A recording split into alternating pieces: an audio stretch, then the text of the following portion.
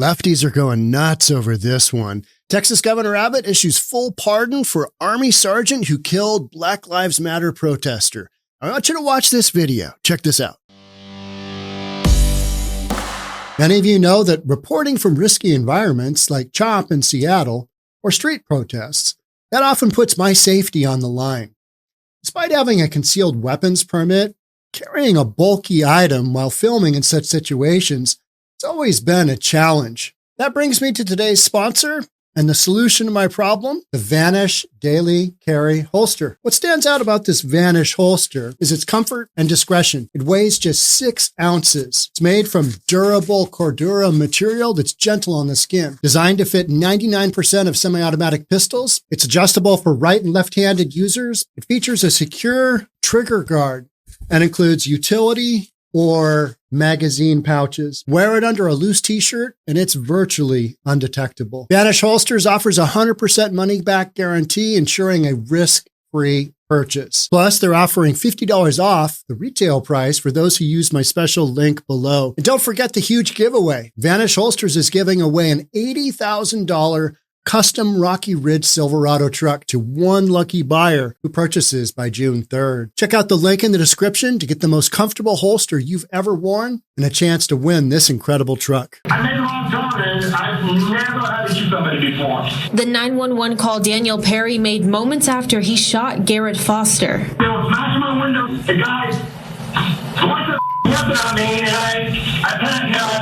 I didn't know what to do.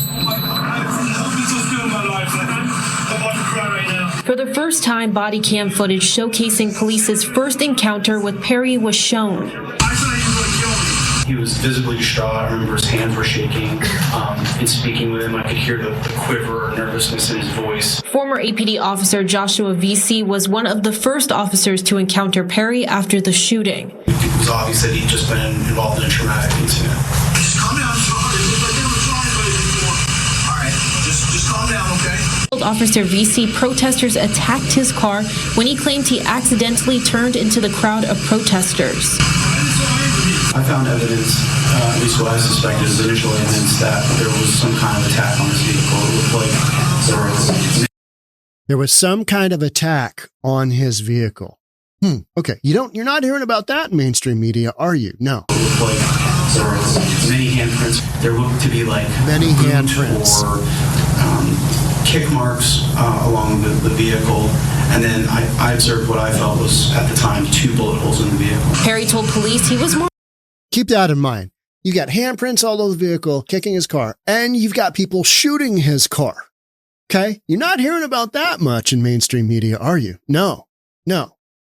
Focused on the weapon and the face of the person he shot. He explained he rolled down his window because he thought the man was going to speak to him. I didn't know where he was into the weapon, I saw it coming up. Officer VC says he didn't know Foster personally, but he made the connection because police had been made aware of Foster and his rifle previously. Did you believe that Garrett Foster was the primary aggressor? Yes. Dr. Jennifer Durkinson with the Travis County Medical... The investigating officer believed the guy walking around, the Black Lives Matter supporter walking around with an AK-47 styled gun was the aggressor. And then you've got an angry mob. So you got an angry mob walking around and this guy's driving on the road. Angry mob comes up, starts banging on the car, fingerprints all over the car, kicking the car, shooting at the car, apparently. And then the guy with the AK-47 is the aggressor.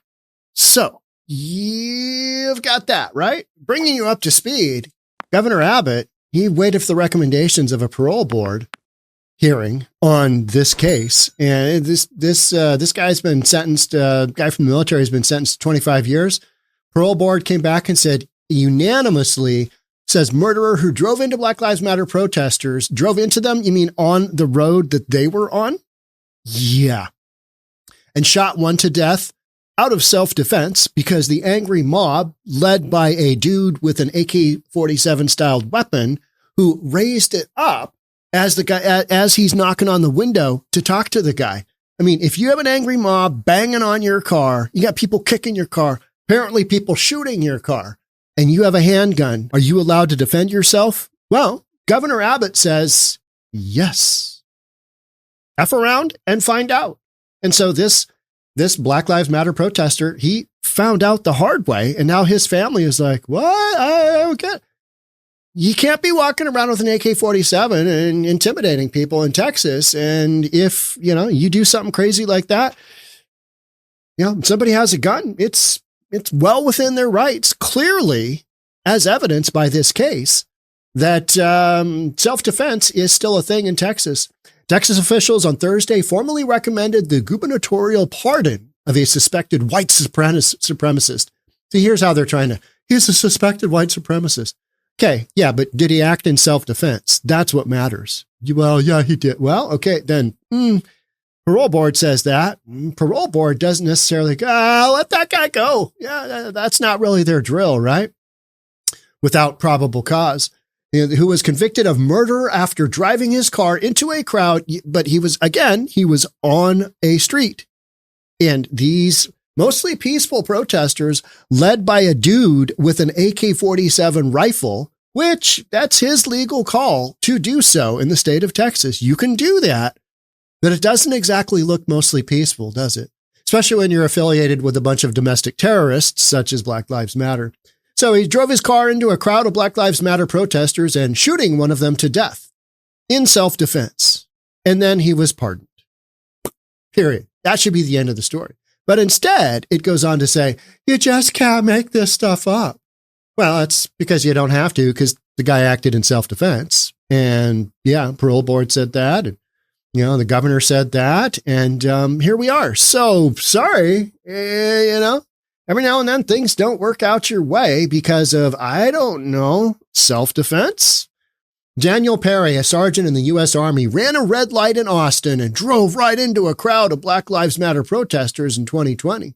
During the ensuing chaos that Perry ignited, if he was there by himself, was he, what chaos was he inciting, right? He shot and killed Garrett Foster, who was carrying an AK-47 rifle, which Perry told police he raised at him before Perry pulled his .357 revolver and fatally shot Foster 5 times, as you do when the angry mob is coming for you. Self-defense, it's a thing.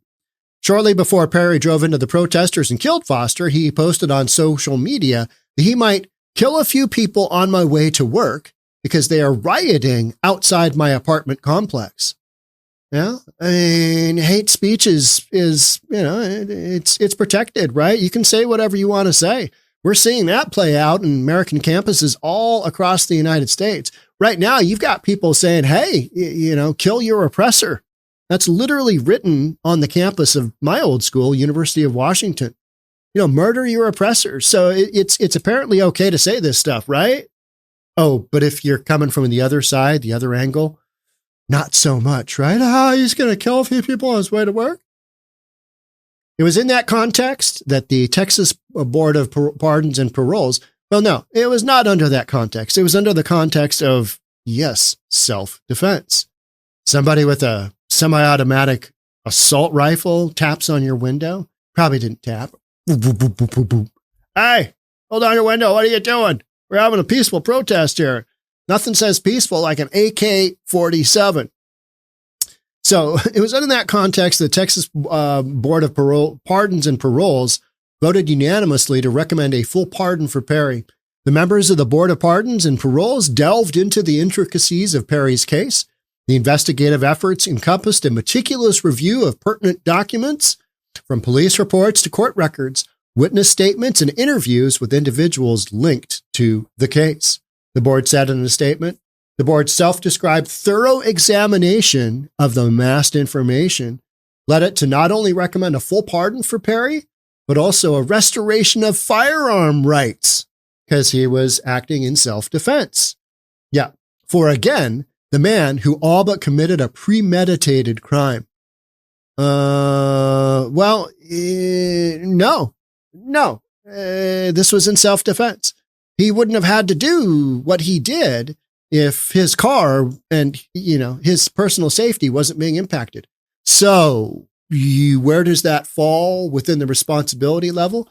I know a lot of the lefties are just whining about this. They're just, they're so worked up. After all, a court filing revealed Perry had fantasized about shooting protesters while wearing a MAGA hat, as well as hunting Muslims in Europe and getting paid for it.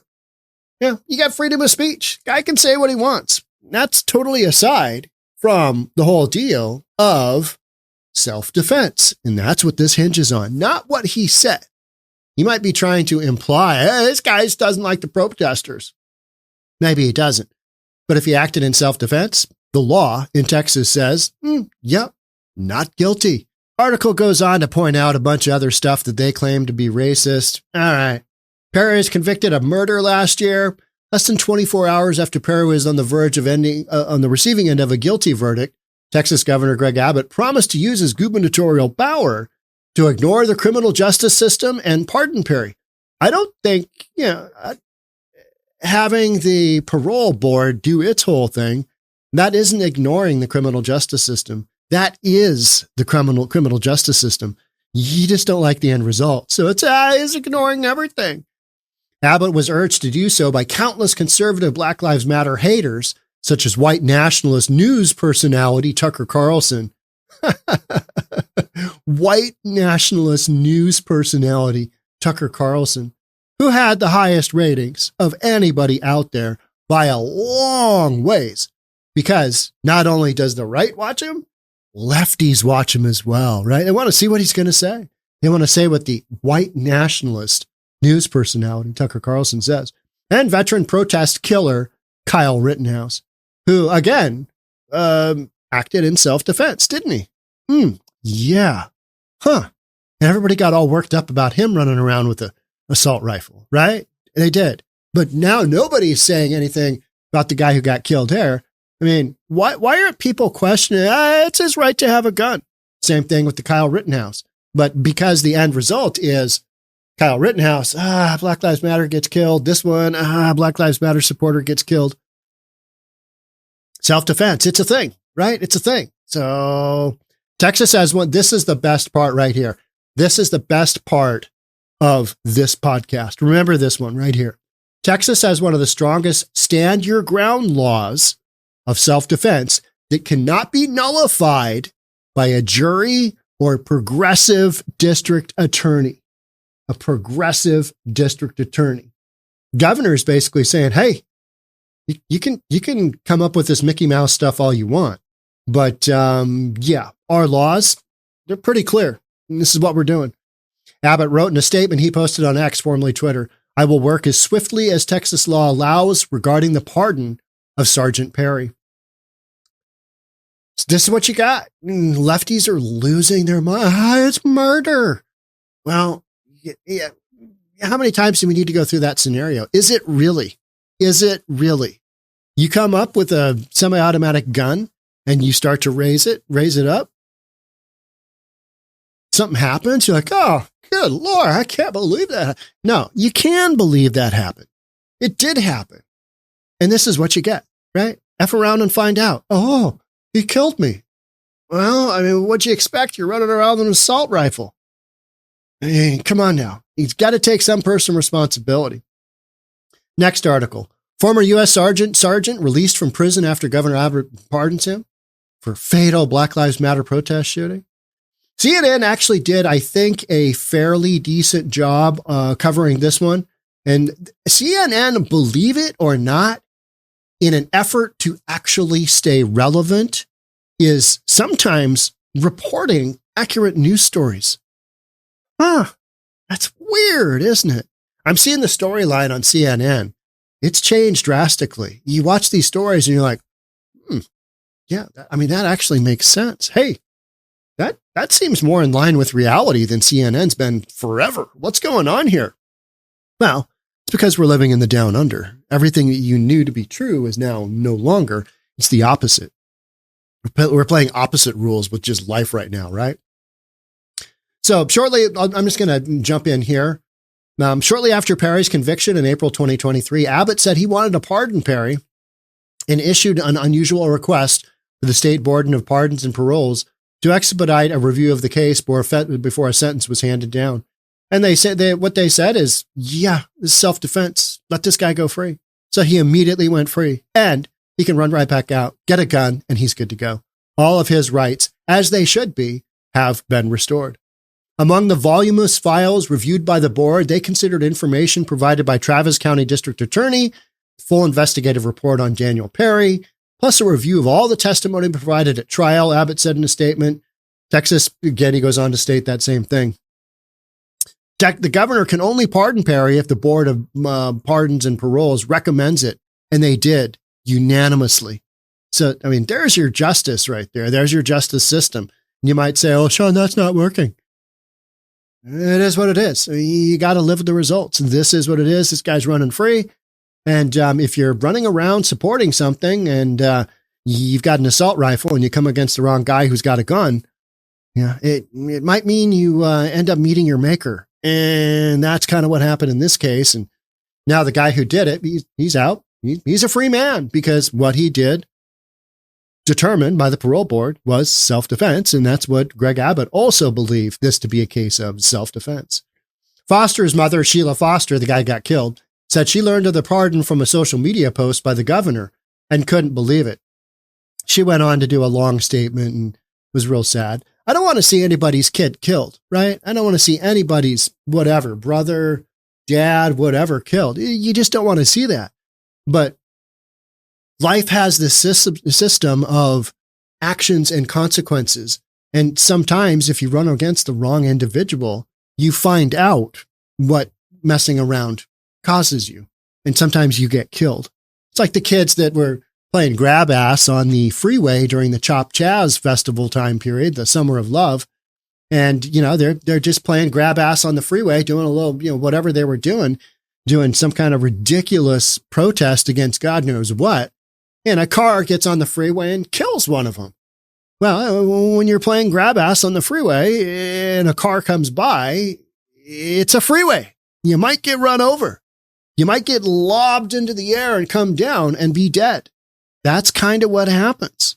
You know, there are repercussions for your actions, right? You got cause and effect, and you being dead because you made a bad decision to walk on the freeway.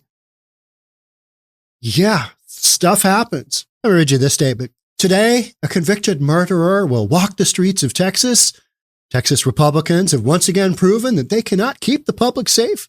They are not the party of tough on crime, and they are not the party of law and order.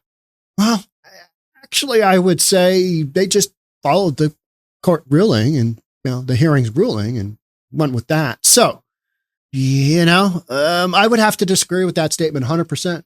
He added, make no mistake, Daniel Perry is a murderer who was on a mission to commit violence against Texans. Today, our justice system was hijacked for political gain.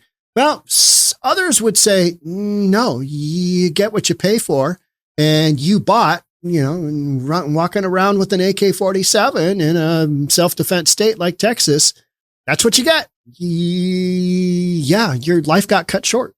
So, yeah, you know, you want to be able to say, no, this is what happens. This is where we sit. This is, yeah, that's how that goes, right? Let's see what Fox has to say, right? For the most part, their article was just burr, burr, burr, you know, right through kind of what we talked about, exhaustive review of all the documents. Among the voluminous, we talked about that, convicted of murder and 25 years. And then all of a sudden, boom, he's out because the parole board, of which the governor said, hey, this looks like a good case for review. You know, everybody's worked up because, yeah, he took out somebody that was more on their side. And they're saying it was a mockery of our legal system. No, I think the issue is when you went after him when you went after this, you know, alleged murderer, that it was self-defense. So you kind of went after the wrong angle. And then the justice system in Texas. And this is why a lot of people are moving to Texas, because of stuff like this that doesn't play into the weak progressive politics, right? I mean, it just doesn't. And the governor's coming right out and saying, hey, a weak district, because this happened in Texas, right? This is in Austin. This is in Texas. All the big Texas cities, you got a bunch of weak Democrat-led, liberal-leaning progressives who are in charge of the district attorneys are oftentimes, under that type of leadership. And so governor says, no, we're not doing that. Homie, don't play that game, right? Guy's innocent. So, but he could only do that if he asked the board to basically review the case, and the case came back. So, Fox just basically says, here it is. This is where we sit. And it's a super straightforward case. And to me, it is as well. When I first started reading this case, I was kind of thinking, you know what? Before I watched enough video to realize, okay, yeah, the angry mob, well, it's not like this guy, was 20 feet away from this individual and took shots at him out the window. The angry mob was all over this guy's car, kicking it, shooting it. And then they're coming up to him at his window, and the guy rolls down his window. Guy brings up the AK-47, and then he gets shot. Yeah.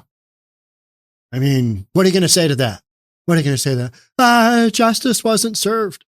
Well, that's the perspective that mainstream media isn't sharing with you, because it doesn't make the victim in this case. It doesn't help the victim's case. And it basically shows a situation where there was, a strong case for self-defense. And I think that's what happened. And I think that's what you got going on here. And the end result, I'm okay with, totally okay with, because what it does is it strengthens that idea of you're able to defend yourself in a state like Texas. This would have happened in Washington State. Oh, no way. Could you imagine my Governor Inslee, pulling this? Absolutely. He wants to take away all our guns, right? All guns, all the ammos, the whole thing. Because somehow guns miraculously jump up and shoot people. Yeah, not people. So, never happened in the state of Washington, only in Texas, maybe in Florida. And I'm okay with that end result. I totally am.